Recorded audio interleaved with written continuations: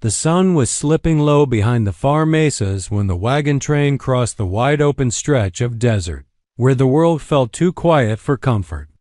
Elena Ward sat on the wooden bench holding the reins tightly as the horses trotted forward with slow, tired steps. Her father had warned her that the frontier demanded patience and grit, yet nothing prepared her for the uneasy tension she felt that evening.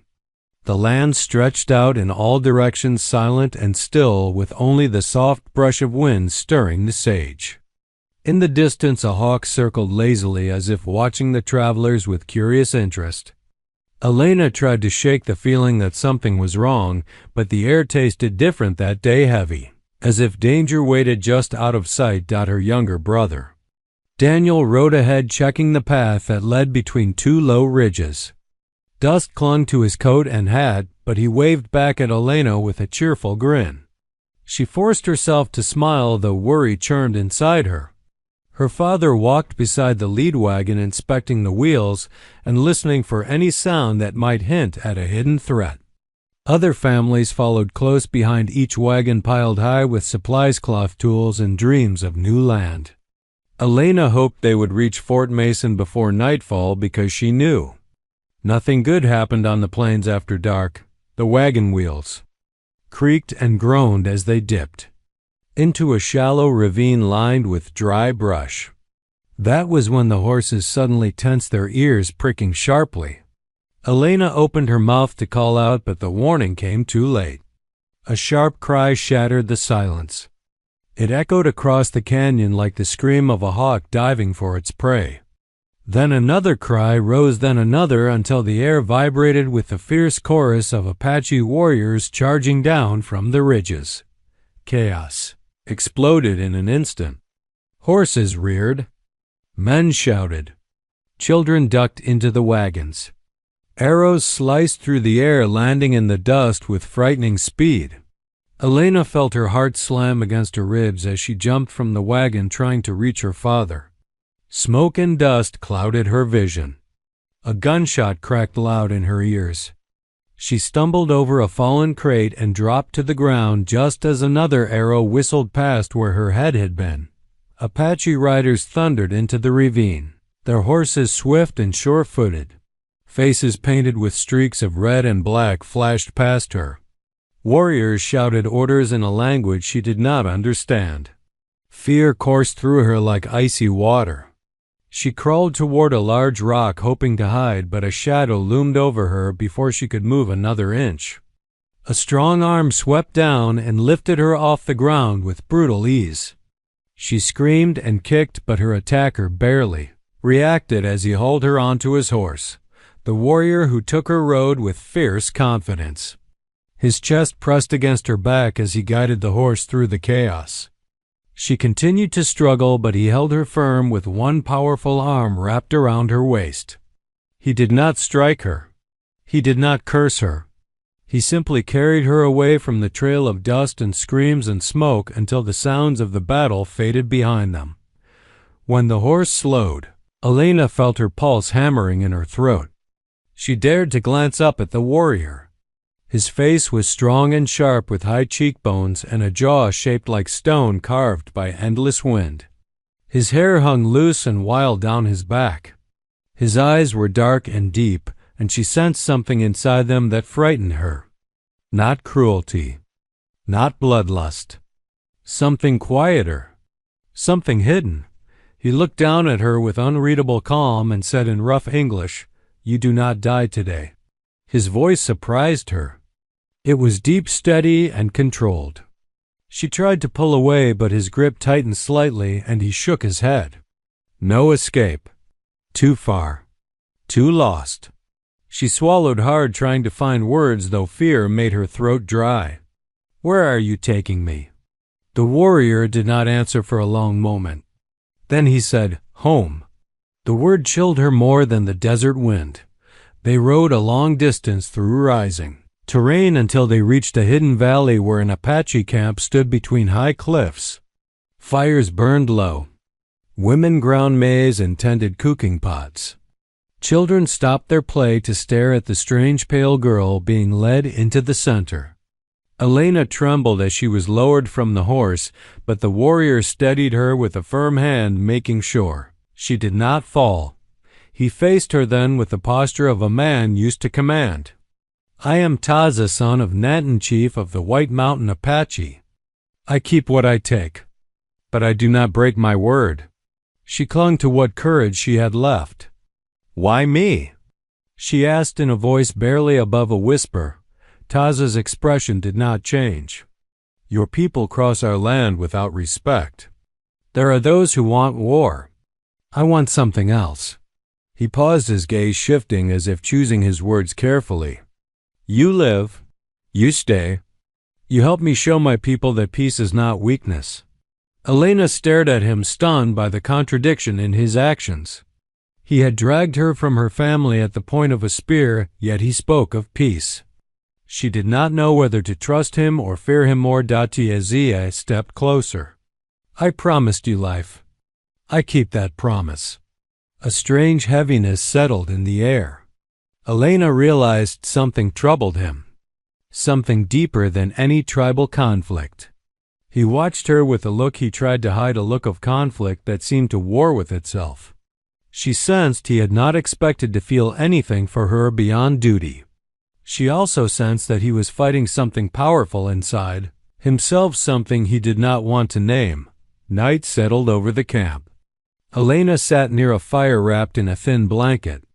She watched the flicker of flames dance across Taza's face as he spoke quietly with other warriors. He glanced her way more than once, his expression tight with unspoken turmoil. When their eyes met, she felt a chill and a strange warmth at the same time. He feared something. She did not know what. But she knew one thing with certainty. The night he captured her was the night both their lives began to change in ways neither could escape. Morning sunlight crept across the Apache camp like a slow-moving river, brushing softly against every lodge, every horse, and every sleeping warrior. Elena Ward opened her eyes to the unfamiliar sounds of pounding maize, scraping hides, and the sharp, rhythmic chopping of wood. She sat up slowly, feeling the stiffness in her limbs from the hard ground. For a moment she hoped she had dreamed everything, but when she looked around, the truth returned like a weight settling on her shoulders. She was deep in Apache land, surrounded by people who saw her as an outsider, maybe even an enemy. A shadow fell over her and she stiffened, but it was only Taza carrying a wooden bowl of food. He set it beside her without a word. His movements were steady and controlled, like a man who had spent years in command of himself. Elena hesitated, then picked up the bowl. Warm steam rose from it, filling the air with earthy scent. Hunger overcame fear, and she took a cautious sip. It tasted simple but comforting. She looked up at Taza, unsure if she should thank him, but he walked away before she could speak. In the following days, Elena learned the rhythm of the camp, though she never felt truly part of it. Women watched her carefully, but without cruelty. Some offered guidance through gestures, showing her how to grind corn or carry water or tie bundles of wood. A young girl named Noya spoke just enough English to explain certain tasks. Noya's shy smile and gentle nature eased some of Elena's loneliness. Through her, Elena learned that the Apache valued strength and loyalty above all, and that every person, even children, had a role that kept the tribe alive. Every morning, Taza left camp to patrol the land. Elena noticed he always looked at her before riding out, as if making sure she was safe. He never smiled, but she sensed something in his gaze, a silent reminder of the promise he had made during her capture. At night he returned tired, dusty, and withdrawn. He spoke little, but watched her with an intensity she struggled to understand. It was not anger, not greed, not cruelty. It felt more like a question he was afraid to ask. One afternoon, while carrying a heavy water pot, Elena tripped on a loose stone that rolled under her foot. The pot shattered on impact, sending shards scattering across the ground. She gasped and braced herself, expecting anger or scolding from the watching women. Instead, she heard steady footsteps approaching. Taza knelt beside her and gently lifted the largest piece of the pot. "You are not hurt," he asked with a voice surprisingly soft for a warrior. No, she whispered, though her hands trembled with embarrassment. Taza set the broken piece aside. A pot is nothing, he said. We make more, but your life cannot be replaced. The calm certainty in his tone made heat rise in her cheeks. She nodded quietly, and he stood watching her a moment longer before walking away. Elena realized something then. Taza treated her with responsibility, but also with a respect she did not expect. He protected her not as a possession, but as a promise he refused to break. And though she tried to deny it, she found herself noticing the strength in his shoulders, the steady way he moved, the quiet discipline that marked everything he did. But the camp was not without danger. Some warriors grumbled whenever they saw her. They spoke in voices laced with suspicion and resentment. Elena could not understand their words, but she understood their tones. They saw her as trouble waiting to happen, a spark that could ignite a war between their people and hers. She stayed, close to Noya and the older women who seemed less hostile, but she never felt completely safe unless Taza was nearby. One evening, as the sun dipped below the mountains, Elena tended to one of the horses, a gentle Dunmare with kind eyes. The calm moment shattered when she heard a soft rattling behind her. She turned and froze. A rattlesnake coiled inches away, ready to strike. Her breath caught in her throat. She dared not move. Terror rooted her to the ground. Before she could cry out, Taza appeared. He moved so quickly she barely saw him draw his knife. The blade flashed once, then the rattling fell silent. Taza grabbed her shoulders, pulling her back from the danger. His breath carried the heat of adrenaline as he asked, "Are you harmed?" She shook her head, tears forming in her eyes. "No, I didn't see it." "You must learn to see everything in this land," he said, though his voice held no anger, only concern. "The desert shows no mercy to the distracted." He paused, then added more quietly, "But I will always come when you need help." The words stirred something inside her, something that felt like warmth spreading through her chest. She whispered, "You already have." For a brief moment their eyes met, and the connection between them felt strong enough to silence the whole world. Then Taza stepped back, quickly breaking the moment as if the closeness had startled him. He sheathed his knife, turned away, and walked off with shoulders tense like a man torn between duty and emotion. That night Elena saw him sitting alone on a ridge overlooking the dark valley. A fire burned behind him, but he sat apart from everyone, with the moon above him casting silver light across his troubled expression. She watched him from a distance, understanding for the first time that he carried battles inside him she could not yet name. He wanted to protect her, she knew that. But he feared something else, something deeper, something tied to the strange connection growing between them. Over the next week, Elena grew stronger. She learned to grind corn without spilling it and to carry water without dropping the pot. She learned how to read the land, watching for tracks and sudden changes in the wind.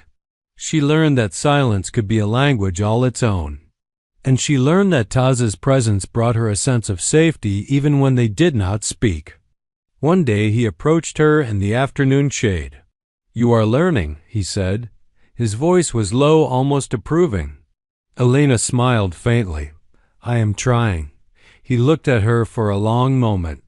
"The others watch you. Some fear you." "Some fear what I feel." The words slipped out before he could stop them. His jaw tightened immediately, as if he regretted speaking so honestly. Elena's heart thudded hard. "And what is it you feel?" she asked softly. Taza looked away toward the mountains, his profile sharp against the sky. "Something I should not," he said. His voice carried weight, like a man fighting a battle no one else could see. She did not push him for more. She knew his struggle was not simple. He was a warrior raised to honor his tribe above all. She was a settler woman brought into his world by violence and fate. Every step closer to her threatened to pull him away from everything he had been taught to protect. Yet the distance between them felt thinner each day, like a barrier. slowly wearing away under the desert wind. That night, as she lay beneath the lodge blankets, Elena realized something with startling clarity. She trusted Taza more deeply than she had trusted any strange man before. And trust was not born from fear or from obligation. It was born from the way he looked at her with conflicted longing, the way he saved her from danger without hesitation, the way he spoke with truth even when it cost him comfort. She knew then that her heart was beginning to shift in ways she could not stop.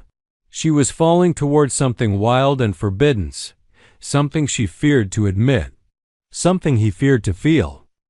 The desert morning rose like a slow-burning flame over the horizon, painting the sky in pale gold as Taza guided his horse along the rocky ridge overlooking the Apache Valley. Elena rode behind him, her hands gripping the saddle, the wind whipping strands of her hair across her face. For days she had felt the tension in the air, an uneasiness in the tribe, a restlessness in Taza's gaze, a heaviness in the way the warriors held their weapons close. Something was coming, something neither of them could outrun. The trouble began with whispers. Elena had overheard two young women talking as they pounded May's voices tight with worry, glancing over shoulders. She understood only fragments, but the fear was clear. A rival faction led by an outlaw Apache named Cade was moving closer. Cade held no respect for peace, no patience for treaties, no hesitation in spilling blood. If he learned that Taza had taken a white woman alive, not for ransom, not for trade, but under a promise, he would see it as betrayal. And betrayal was something Cade punished with death. More frightening still were the settlers across the plains. Word had spread that a settler woman had been taken, and groups of angry men were gathering armed, suspicious, and unwilling to believe she might still be alive. They believed no Apache would keep a captive breathing unless for a purpose darker than death. Rumors became fire, fire became fury, and that fury rolled across the land like a storm seeking a place to break. Taza sensed the danger long before anyone said it aloud. He had grown quiet, watchful, always scanning the horizon, always keeping Elena near.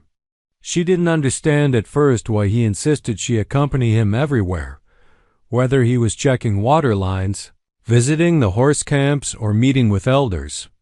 But she knew now. She was the tinder, and both sides were dry grass ready to ignite. That morning, the truth finally reached them. A scout galloped into camp, his horse lathered in sweat. He dismounted with breathless urgency. "Cade rides with 10 warriors," he said. "They follow the river trail. And the settlers, they are near the canyon mouth. Too close." Elena felt cold tremors race through her body. "They're coming for me," she whispered. Taza turned toward her then, his dark hair lifting in the wind, the rising sun etching his features into something fierce and unyielding. "No," he said. "They are coming for war. You are only the reason they will give." Before she could respond, he ordered a horse to be saddled and supplies gathered. His movements were sharp, decisive, swallowing no time in hesitation. The chief objected, insisting Elena should remain under guard in the heart of the village, but Taza shook his head. "They will look for her here first," Taza said. "Cade knows how we protect our weaknesses." Elena swallowed. "And I'm a weakness?" Taza paused, eyes softening for just an instant. "You are under my oath. That makes you mine to guard. If Cade takes you, the treaty ends. If the settlers find you here, they will burn the valley. I will take you far from both, somewhere they cannot follow." The chief studied him, then nodded reluctantly. "Go, but Taza, if you fall alone." Taza accepted the burden without flinching. He helped Elena mount the second horse, tightening the strap with steady hands. His closeness made her heart beat a little faster. The air between them had grown charged over the past nights, filled with glances neither dared hold too long and emotions neither dared speak. She had begun to trust him not because he was her captor, but because he had become her shield, her teacher, her strange and silent companion. And sometimes, when he looked at her, she saw something burning in him, something he fought every moment to push down. They rode out of the valley at a swift pace, following a narrow trail through red cliffs lined with shadows. The silence between them was heavy, but not with fear alone. Elena finally found the courage to break it. "Taza," she said softly, "why are you risking so much for me?" He kept his eyes forward. "Because I promised to keep you alive." "There is more," she insisted. "I'm not blind." His jaw tightened, but he didn't answer. They traveled until the sun climbed high. The desert shimmered in heat, the earth cracked beneath their horses' hooves. Taza stopped only once, in a dry wash where a shallow stream trickled over pebbles. As the horses drank, he walked the perimeter, scanning tracks in the dust. Elena stepped toward him. "Are they close?" He didn't look up. "Cade passes here. Not today, not yesterday. But soon." "Too soon. What about the settlers?" "They move slower. But they do not stop." He turned to her then, expression hardening. "If they find me with you, they will shoot first, ask questions later. They will not listen. Will your people fight Cade?" "Yes," Taza said quietly. "And many will die." The thought struck her like a blade. "I never wanted any of this," she whispered. "No one ever wants war," he said. For a moment, they stood inches apart, the silence around them thick with unspoken meaning. Elena didn't know when it happened, but she no longer feared him the way she once had. She felt safer with him than she had ever felt with her own camp's guards. And though she tried to ignore it, something warmer than gratitude pulsed through her whenever his eyes lingered on her. Before either of them could speak, a distant shout cut through the air, a harsh cry carried by wind. Taza's hand flew to his knife. On the horses, now. They mounted quickly and darted toward the canyon path. Behind them, hooves slammed against the earth multiple horses, gaining speed. Elena risked a glance back and saw dust rising, dark shapes appearing through the haze. "Cade?" she gasped. Taza nodded once, grim and sharp. "Hold tight." The chase thundered across the plains. Arrows whistled past, slicing the air near Elena's face. She ducked, clinging to her horse's mane. Taza veered sharply, leading them into a maze of rocky spires where only skillful riders could follow. "Cade wants you alive," Taza called over the wind. "But he will kill me to take you." "Why?" She cried out. "Because he thinks I desire you," Taza said, and the pain in his voice startled her.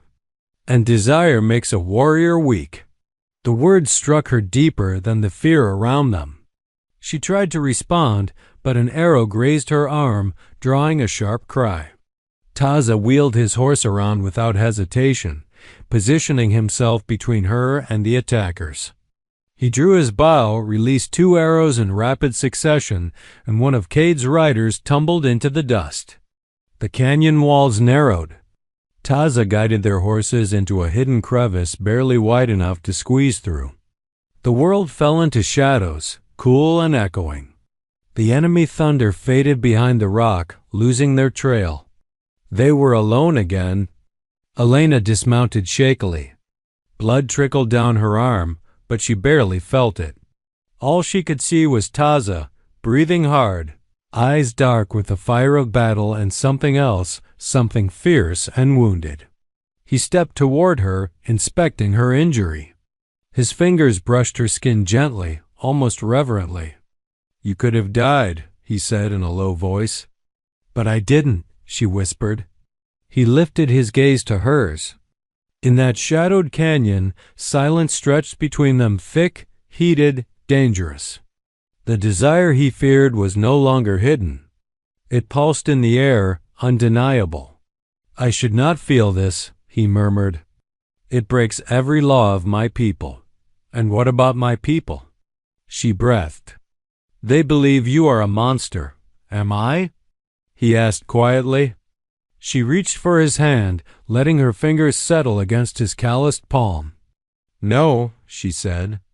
You're the only one keeping me alive.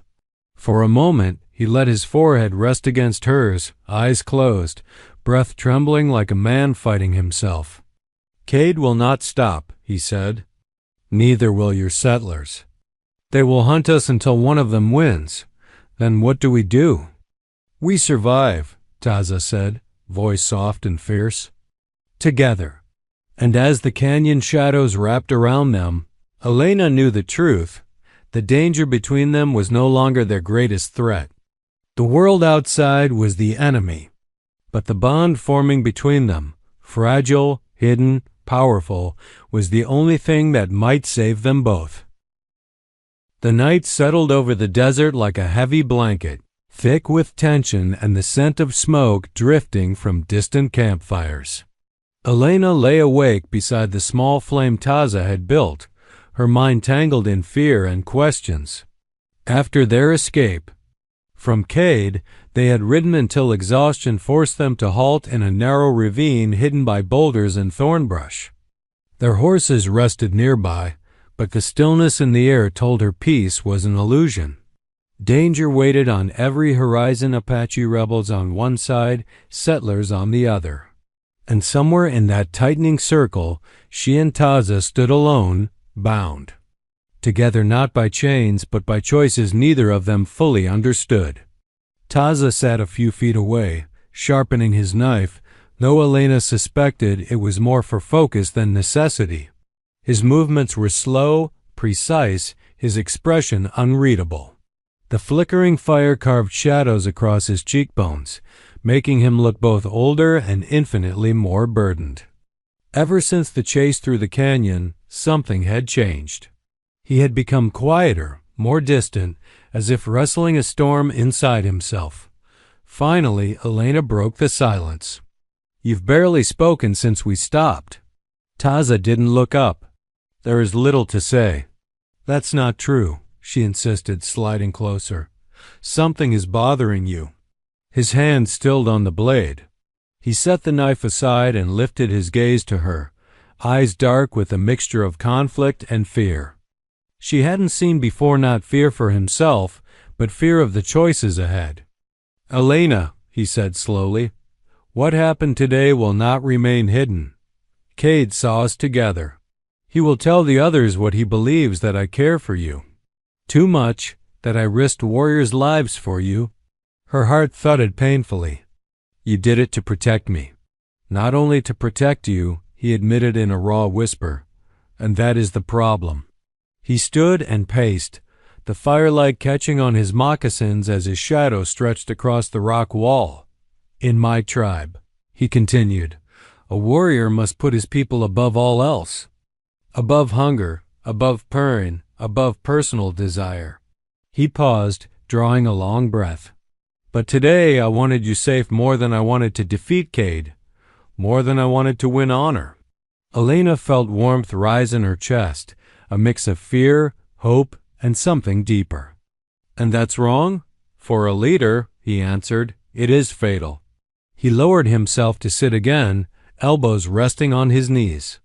If I return to the tribe now, they will question every choice I make. They will say I cannot be trusted. Some will challenge me. Some will follow Cade. Others will choose war. And if you don't return? Elena asked softly. He met her gaze. Then they will believe I have betrayed them. The weight of those words settled heavily between them. Elena knew what loyalty meant to Taza. His people were his blood, his identity, his responsibility. He had been raised to protect them, to lead them, to carry their history in every decision he made. But now that duty collided with the promise he had made to her and the feelings neither of them could ignore. Taza, Elena began, placing her hand gently on his. You saved me because you're good, because you keep your word. He shook his head. I saved you because losing you would have broken something in me. He closed his eyes for a moment, as if the confession itself wounded him. I have felt this coming for many days. I fought it. I tried to bury it, but the more I tried, the stronger it became." Her breath caught. "What became stronger?" His voice dropped to a whisper. "My desire for you. My need to protect you. My fear of what that means for my people and for you." The world seemed to still around them.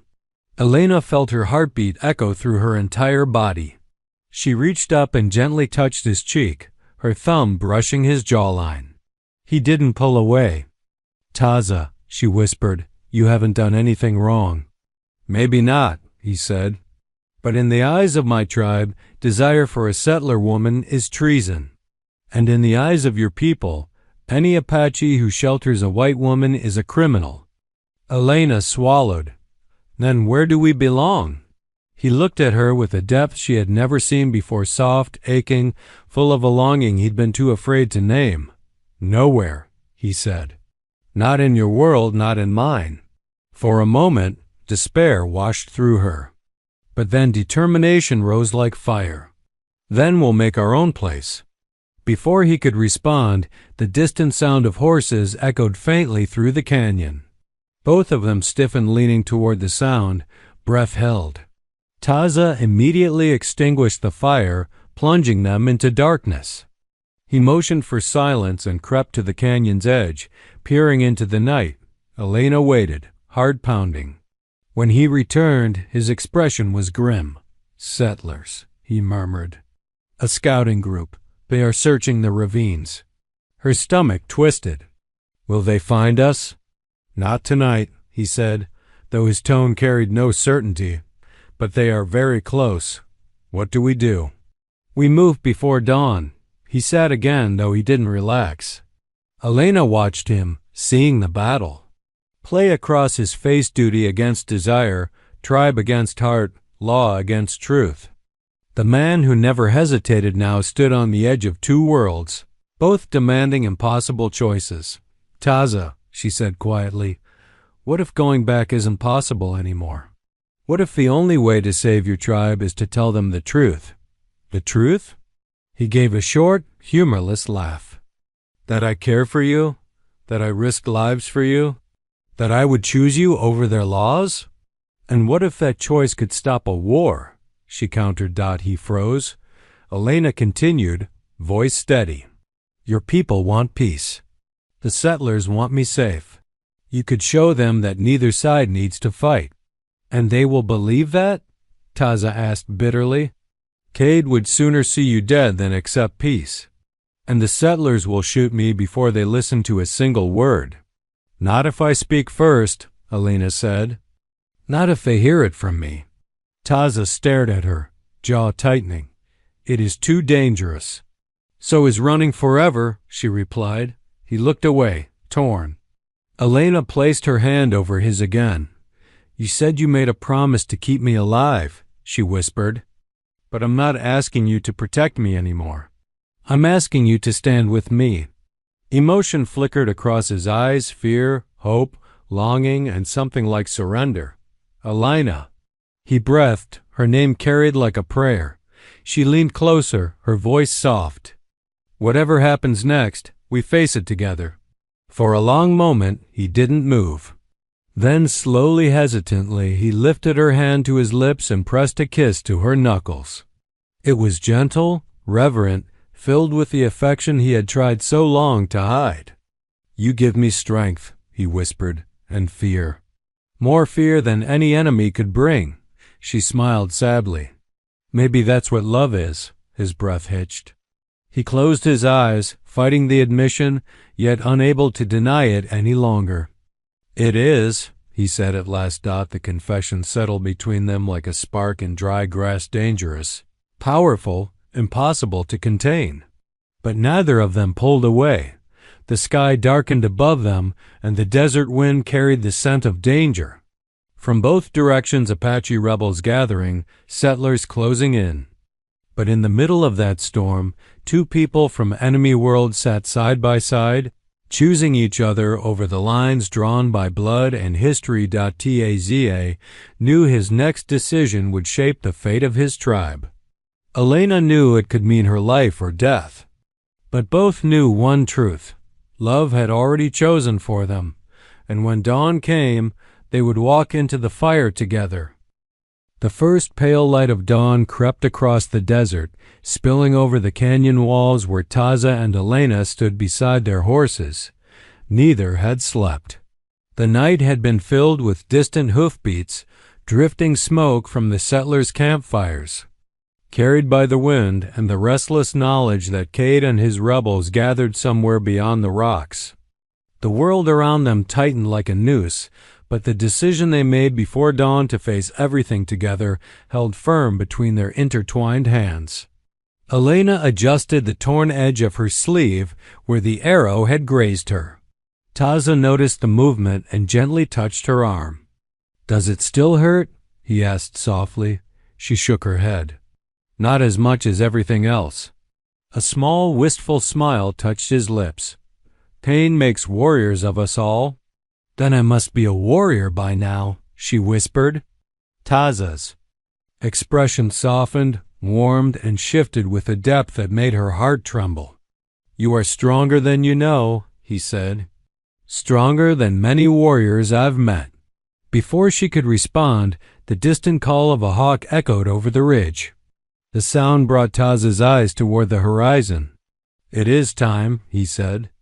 Elena swallowed hard. "You're sure about this? Returning to your tribe with me?"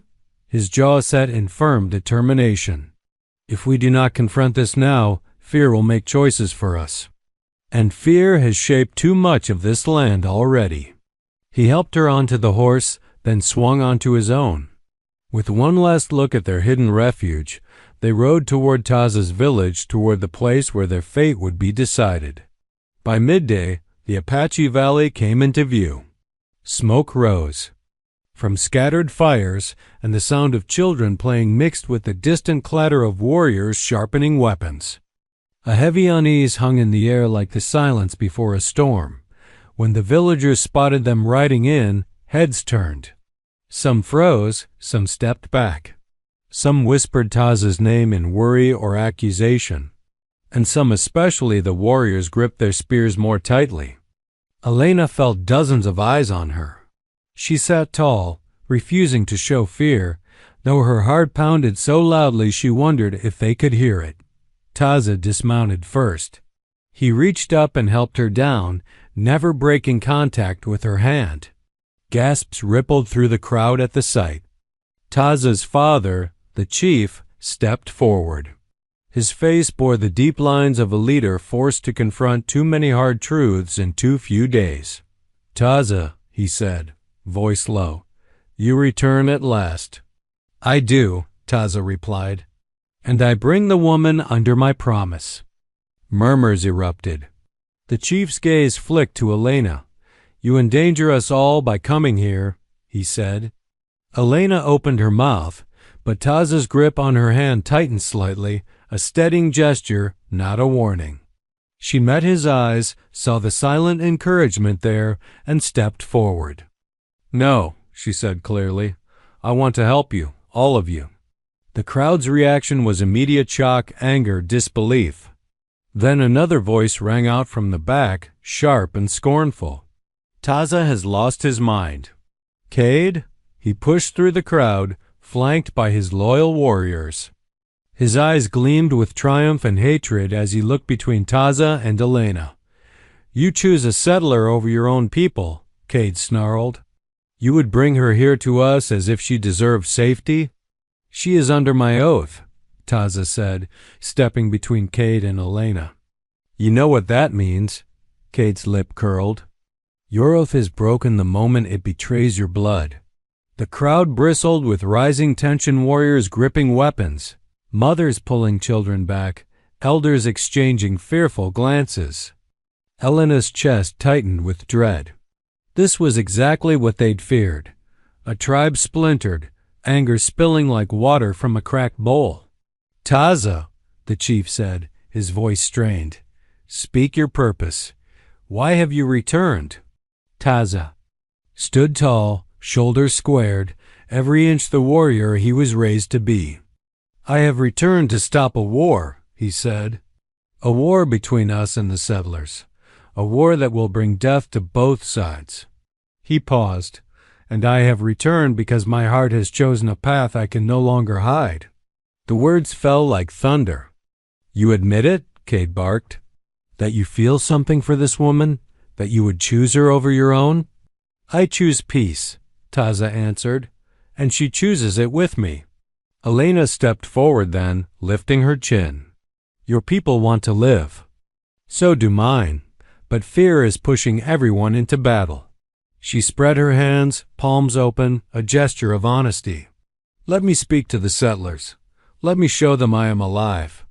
They will listen to me, Cade laughed cruelly. They will shoot you before you cross the river. Not if Taza walks with me, she said. Taza nodded. We will go to them together. If they see her unharmed, they may stand down. The chief hesitated. He looked at his people, at the fear in their eyes, and then at his son. If you go, he said slowly, you may never return. Both sides may kill you. Our deaths will not stop the war, Taza replied, but our truth might. The chief closed his eyes for a moment, as if hearing the echo of something older, something wise and weary from years of conflict. When he looked up again, he nodded once. Go, he said. But go with the strength of our ancestors, Cade erupted. You allow this madness? The chief turned to him sharply. Silence.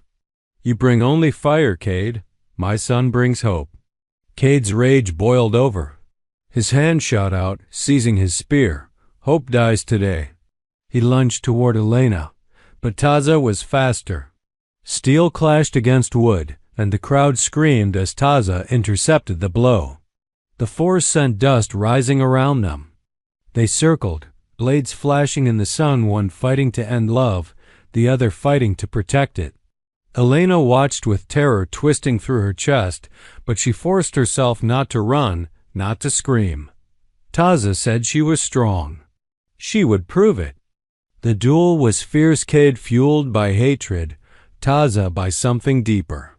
In a swift, decisive movement, Taza disarmed him, sending the spear skidding across the ground. With one final strike, he pinned Cade to the earth, blade at his throat. But he didn't kill him. He stepped back. Death does not build peace, Taza said. Only choices do. The crowd was silent. Even Cade stared up at him in shock, humiliated but alive. And in that moment, the tribe saw who Taza truly was not. A traitor, not a man blinded by forbidden feeling, but a leader guided by compassion and courage. The settlers gathered near the river, rifles raised, the sheriff at their front. When Taza and Elena approached, hands raised in peace, shouts rose from the crowd. There, it's her. She's alive. Get away from the Indian girl. Elena took a deep breath. Put down your guns, she shouted. Please. The sheriff hesitated. Elena Ward, is that really you? It is, she said. And I am not hurt. Taza protected me. He saved me more times than I can count. A ripple of uncertainty spread among the settlers. Taza stepped forward. We come with no weapons, he said. Only a wish to end this without blood. For a long moment, the settlers wavered. Then the sheriff lowered his rifle. If the girl says she's unharmed, he said slowly, then we stand down. One by one, guns lowered. Hope rose. In the days that followed, a fragile peace formed, whispers of truce replacing whispers of war. Elena remained with the tribe, not as a captive, but as a bridge between two worlds. The settlers began visiting. The valley under white flags, trading goods instead of bullets.